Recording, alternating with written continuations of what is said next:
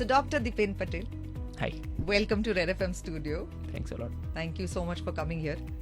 અમને ખબર છે કે તમે તમારા બહુ વ્યસ્ત શેડ્યુલમાંથી તમારા જિમિંગ માટે, તમારા બેન્ડ માટે, બધા માટે ટાઈમ કાઢી લો છો, સાયકલિંગ માટે, મેરેથોન્સ માટે.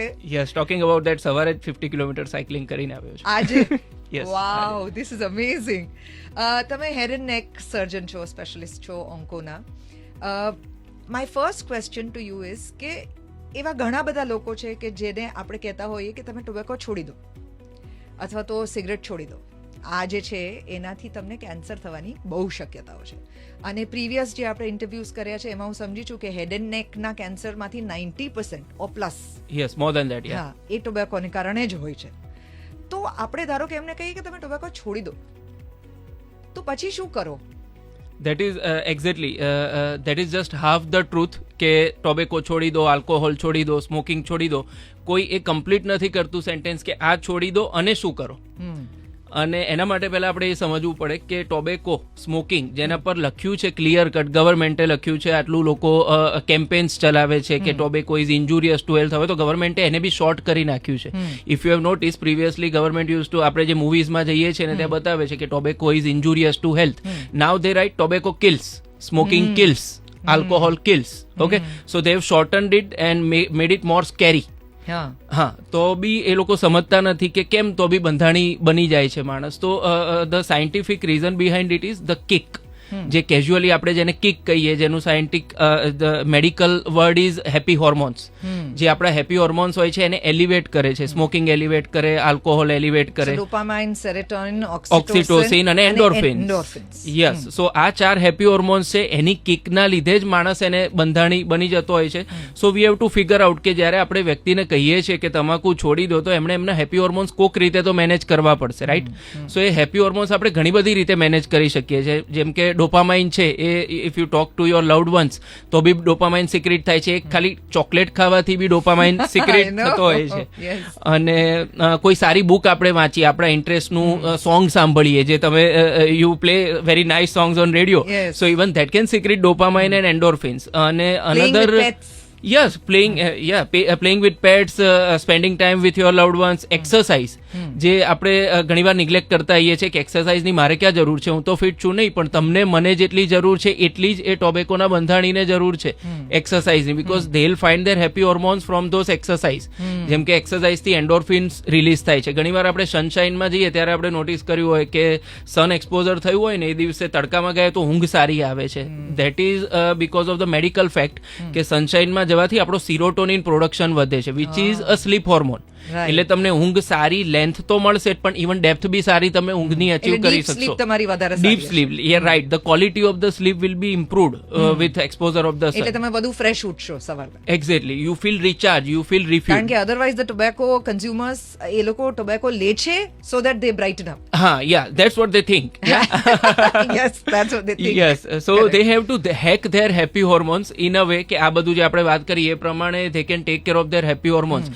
તો આપણે એ કહેવું જોઈએ કે ભાઈ તમે સારી બુક માટે ડાયવર્ટ થાઓ, સારી કોઈક હોબી ડેવલપ કરો, એક healthy diet, healthy exercise follow કરો, પ્રેમમાં પડો, spend time with your loved ones, have a pet. Exactly, correct. 20 વર્ષ પહેલા કેન્સરનો જે હાવ હતો, અત્યારે એવા ઘણા લોકો છે કે જે હજી એ જ હાવ સાથે જીવી રહ્યા છે. પણ હવે તો કેન્સરને સ્પોટ કરવું પણ બહુ ઇઝી થઈ ગયું છે, ડિટેક્ટ કરવું પણ ઇઝી થઈ ગયું છે. તમને ન થયું હોય તો પણ there are ways. Yes, there are ways. હા, તો એના વિશે જરાક વાત. જેમ કે 20 વર્ષ પહેલા જે લોકો ઓપરેટ થતા, જેમ કે હેડ એન્ડ નેક કેન્સરની આપણે વાત કરીએ તો લોકો ટ્રીટમેન્ટ કરાવે અને ટ્રીટમેન્ટ કરાયેલો માણસ સોસાયટીમાં પાછો આવે. એક પેશન્ટ તરીકે ડોક્ટર પાસે જાય અને એક વ્યક્તિ તરીકે એ સમાજમાં પાછો વળે. સમાજમાં 3 ફ્રન્ટ પર એ પાછો વળે: social life, personal life as well as the professional life. તો એ ત્રણેય લાઈફમાં માણસે જે ચેલેન્જીસ ફેસ કરવી પડતી, જેમ કે ભૂતકાળની વાત કરીએ તો ઘણીવાર લોકોએ પોતાના પાસપોર્ટ ચેન્જ કરાવવા પડતા હતા, કારણ કે વ્યક્તિનો લુક આખો બદલાઈ જાય કે they are not recognisable with the same face. હવે ઘણા બધા ન્યૂ નોર્મલ્સ ડિફાઇન થયા હોય એમના, તો they have to get their passport renewed. પણ હવે જોઈએ આ 20 વર્ષની આપણી જે મેડિકલ જર્ની છે, thanks to the AI technology, medical ફિલ્ડમાં જે નવી દવાઓ શોધાઈ, સર્જિકલ લેવલે જે ટેકનિક શોધાઈ, રિફાઇનમેન્ટ થયું બધું હેલ્થકેરનું, એના પરથી હવે જે અમે સર્જરી કરીએ છીએ એના પરથી વ્યક્તિ પોતાની social as well as personal life as well as professional life એમાં ઘણી સારી રીતે પાછો વળી શકે છે. જેમ કે આપણે તમને લાગતું હશે કે હવે કેન્સરના કેસ ઘણા વધી ગયા છે, બધે જ ચર્ચા મેં સાંભળેલી છે બિંગ ઓન્કો સર્જન કે કેન્સરના કેસ બહુ વધી ગયા છે. પણ I am more stressing on the brighter part. The brighter part is we have the survivors within us. આપણા ફ્રેન્ડ સર્કલમાં there are survivors, yes, there are fighters, there are survivors within us. કે આપણે એક લટાર મારવા મોલમાં નીકળીએ ને તો બી 4 ઓપરેટ કરેલા, મને મારી આંખ હોય સર્જનની એટલે મને દેખાઈ જાય કે 4 આ ઓપરેટ કરેલા પેશન્ટ છે ને they are just walking by my side, they'll be eating in some cafe by my side and they'll be going back to their profession in a very respectful and graceful way. જેમ કે સ્કારની વાત કરીએ તો પહેલા જે જડબાના કેન્સરની surgery થતી એમાં જો જડબું જસ્ટ ઇમેજિન કરો તમે, કોઈનું જડબું કાઢી નાખ્યું હોય અડધું અને આ ભાગ અંદર બેસી ગયો હોય તો એ વ્યક્તિને બોલવામાં, ખાવામાં, અને બોલવા ખાવાનું તો ચલો ફંક્શનલ થયું, એક સેલ્ફ રિસ્પેક્ટ, સેલ્ફ એસ્ટીમ હોય કે વ્યક્તિ પોતે અરીસામાં જુએ ત્યારે પોતાની જાતને ગમવું જોઈએ અને એ જ વસ્તુ સોશિયલી પ્રેઝન્ટેબલ, એટલે કે પ્રસંગે આપણે બહાર જઈએ ત્યારે લોકો સામે આપણે પ્રેઝન્ટેબલ, પોતાના લોકો માટે પણ એવું થઈ ગયું, પત્ની હોય, બાળકો હોય. એક્ઝેક્ટલી. એટલે એ પ્રેઝન્ટેબલ અત્યારે વ્યક્તિ રહી શકે છે. જેમ કે સ્કારલેસ સર્જરીની વાત કરીએ આપણે તો અત્યારે જે મેથડથી હું સર્જરી કરું છું અને 20 વર્ષ પહેલા જે સર્જરી થતી એમાં ઘણો આસમાન જમીનનો ડિફરન્સ છે. પહેલા જે મોઢું ચીરીને આખું મોઢું ખોલીને ઓપરેશન થતું એ હવે મોઢા પર કોઈ જ ચેકા વગર ઓપરેશન થાય છે. તમને જાણીને આશ્ચર્ય થશે કે 6-7 કલાક મોટી આટલી કોમ્પ્લેક્સ સર્જરી અમે ખાલી ગળાના એક સ્કારથી આખી સર્જરી એકોમ્પ્લિશ કરીએ છીએ.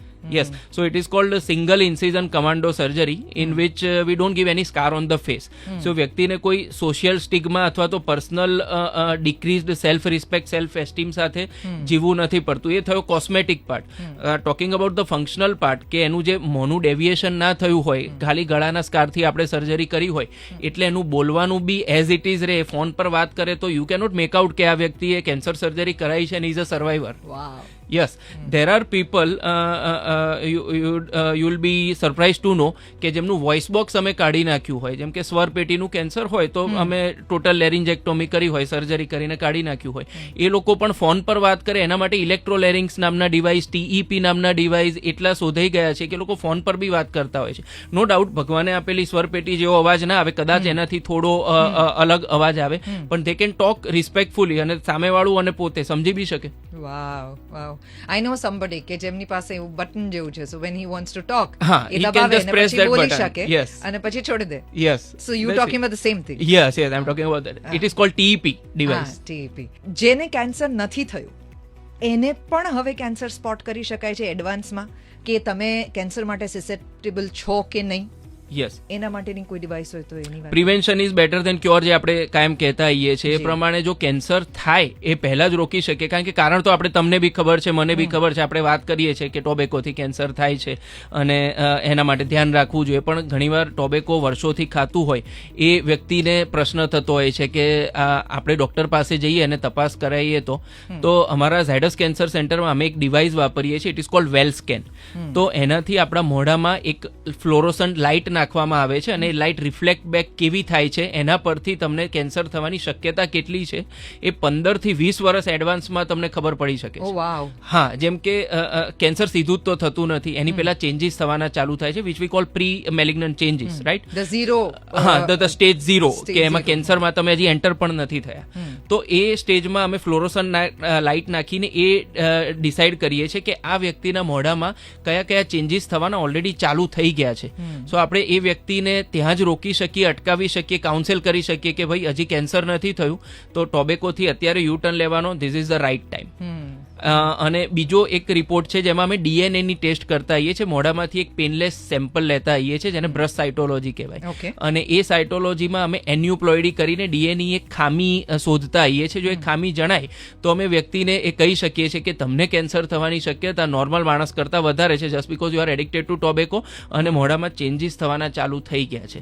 સો આપણે 15-20 વર્ષ પહેલા બધા ચેન્જીસની ખબર પડી શકે છે. પણ is it steel very difficult? લોકો નથી સમજતા એવા લોકો પણ એટલે તમારા માટે હજી પણ અઘરું છે એમને સમજાવવું કે આ કેટલો દર્દનાક ડિઝીઝ છે, અને થાય પછીના રિગ્રેટ્સ પણ તમે સાંભળતા હશો. યસ, કારણ કે સર્જરી કરવી અને કેન્સરથી પેશન્ટને ડિઝીઝ ફ્રી કરવો, that is a medical part. જે આપણે તમે જે પાર્ટની વાત કરો છો, it's a psychological and emotional part, કે જેમાં તમારા ન્યૂ નોર્મલ્સ રીડિફાઇન થશે. સર્જરી કરીને ડૉક્ટર તમને ઘરે તો મોકલશે, પણ તમારા ન્યૂ નોર્મલ્સ જે રીડિફાઇન થયા છે એને બી તમારે એક્સેપ્ટ કરવા પડશે. એટલે ઘણીવાર વ્યક્તિ, આ તમે જે વાત કરી ને કે 20 વર્ષ પહેલાં હતા દર્દીઓને હવે છે, એમાં ઘણો મોટો ફરક છે. તો એ પહેલાંના દર્દીઓ ઘણીવાર વ્યક્તિઓએ જોયેલા હોય કે ભાઈ કેન્સર કરાવો પછી ઓપરેશન પછી આવું થઈ જાય છે, એના લીધે એક ખોટી બીક પેસી ગઈ હોય છે, જેના લીધે અર્લી સ્ટેજીસમાં માણસ ડૉક્ટરનો અપ્રોચ કરવાનો ટાળે છે. સો મારો બધાને મેસેજ એ છે કે અર્લી સ્ટેજીસમાં ઓપરેશનનો ખર્ચો, ઓપરેશન પડતી પછી તકલીફ અને તમારો રિકવરી પીરિયડ અને તમારું ઓવરઓલ રિઝલ્ટ, જેને અમારી લેંગ્વેજમાં અમે સર્વાઈવલ રેટ કહીએ, કે કેન્સરથી દર્દીને મુક્ત કરીએ, રોગ ફ્રી કરીએ, પછી એનો સર્વાઈવલ રેટ કેવો છે, તો it is excellent in the early stages. અને 0 સ્ટેજમાં તો it is close to 100%, like તમારી અને મારી જેમ, રાઈટ. તો એ લોકો નોર્મલ લાઈફ જીવી શકે છે. જ્યારે જેમ જેમ સ્ટેજ આગળ વધતો જાય એમ સર્વાઈવલ બી ડાઉન થતો જાય છે, રિકરન્સ રેટ વધતો જાય છે, ખર્ચાળ ઓપરેશનો, લાંબા ઓપરેશનો, ઓપરેશન પછીના તમારા ન્યૂ નોર્મલ્સ ડિફાઇન થશે. No doubt plastic surgery techniques અને હવે બધી એટલી એડવાન્સ થઈ ગઈ છે કે અમે આખું જડબું કાઢી નાખીએ ને તો પણ અમે પગમાંથી હાડકું લઈને, ફ્રી ફિબ્યુલા ફ્લેપ જેને અમે કહીએ છીએ, પગમાંથી હાડકું લઈને અમે આખા જડબા પણ રિકન્સ્ટ્રક્ટ કરેલા છે. હા, પણ definitely it will come with its cost, right? And the cost is the new definition of the new normal. That's true. Thank you so much, sir. તમે આ જે બધી વાતો કરી છે, આઈ હોપ કે એને કારણે થઈને પ્રજા જે છે એ સમજે. Yes, I hope they understand. બાકી એવા ઘણા બધા છે કે જે એવું કહે છે કે હવે અત્યાર સુધી ખબર પડી છે કે નથી થયું તો આગળ પણ નહીં થાય, અથવા તો થવાનું જ હશે તો થશે જ, તો પછી શું કામ ના કન્ટિન્યુ કરીએ. આ પ્રકારની બેફિકરાઈ જે લોકોની અંદર હોય છે, એ લોકોને કદાચ ઘણું બધું વધારે અસરકારક રીતે આપણે આ વાત પહોંચાડી શકીશું. Yes, thank you sir. most welcome. Zydus Hospital presents RJ Devki के साथ छुपाना बंद बताना शुरू, छुपाना बंद बताना शुरू.